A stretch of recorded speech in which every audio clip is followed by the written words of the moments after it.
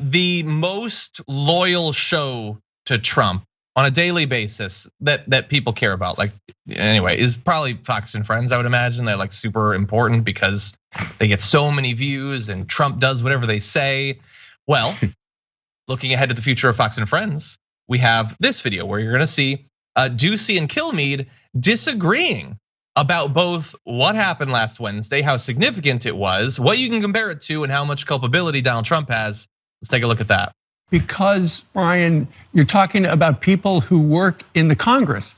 And we're talking about the Congress was under attack last week. It was looted. There was a riot. So was Portland every day, and nobody cared on the left. Brian, those people have lives too, just because they don't have medallions to go through metal detectors every day. All the state houses and the police houses that were ransacked, and nobody cared.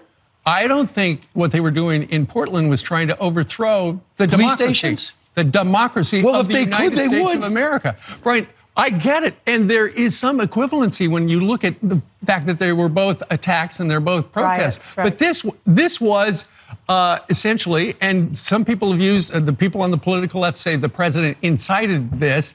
The president is the one who said, come to Washington, let's have this big thing. It's going to be wild. And it was wild. Mitch McConnell and also Kevin McCarthy are trying to figure out how to punish him because they say he has gone too far. Right. Well, as we went over. So, JR, again, you have to wonder, is this just, is Doocy just trying to set himself up to be, back in the good Republicans again afterward? Like, is this them seeing what's been going on the last week?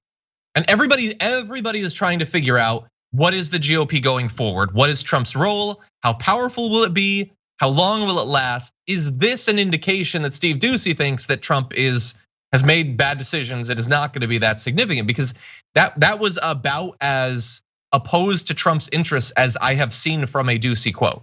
Yeah, he has his moments here and there, and they've been coming more and more lately. Definitely not earlier on in the administration, or early on in his term, not at all. Because again, there's a gauge. I think like it's similar to Geraldo. He has this reality signal in his head every once in a while, and it goes off, and he goes, "But wait a second, that doesn't make sense." Because Doocy, once he reads all this and looks into it, and he's surrounded by this bubble, and maybe it's not just Doocy, it's people in general. That's why bubbles sometimes are dangerous. You're just in your bubble, and all you hear is the talk within the bubble, and it's all the same thing. And every once in a while, your brain might go, "Wait, that doesn't make sense." But everyone is saying that, so maybe it does make sense. Everyone is just his bubble. So every once in a while, there's this a light goes off, and he's like, "But wait a second." President Trump came and said it's gonna be wild. President Trump came and said, let's march down Pennsylvania Avenue. President Trump said, let's go tell them how to really take over our country. President Trump told them, let's fight. We have to fight or we lose it. All that, and if he couldn't separate the fact it was Trump versus whether or not Obama had done that, and how it would have been an easy declaration to say he incited a riot.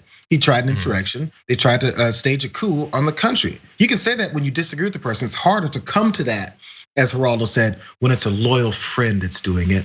That's the problem. And they're coming to grips with the fact that their loyal friend is not their loyal friend. Yeah, it's interesting because like we were talking on the show yesterday when Jordan was on about how like Tucker Carlson's now going to be more in charge of the news side. They're replacing 1 hour of their news programming in the evening with more opinion. And so all of that seems to be moving in the direction of let's just say more crazy stuff and appeal to the crazies to fight back against OAN and Newsmax. Geraldo and Doocy seem to be moving in the opposite direction. I don't know. Is it different? Is it making different bets on what the future looks like? Are they theoretically not going to last a long time in Fox, the direction that it's moving? It seems crazy to think that Doocy might run afoul of the Fox audience, but my guess is that Fox, there's less, I don't know. I have absolutely no reason to know this. I feel like there's fewer marching orders or fewer parameters of things they're supposed to say or not say. Because we've seen those documentaries back in the day, or things about the memos that go around in Fox and have this standard line of political approach you're supposed to have for all these stories. I feel like they're lightened up on that a bit, but then they still got the people who think that way many times on these shows. And then now they're confronted with this freedom with being able to say what they think. But then when they say it, they hear it coming from their mouths and like, but that's not what I think.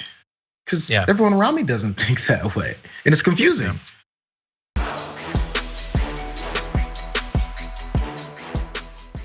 Check out the Damage Report podcast each day, wherever you get your podcasts, whether Pocket Casts or Stitcher or iTunes.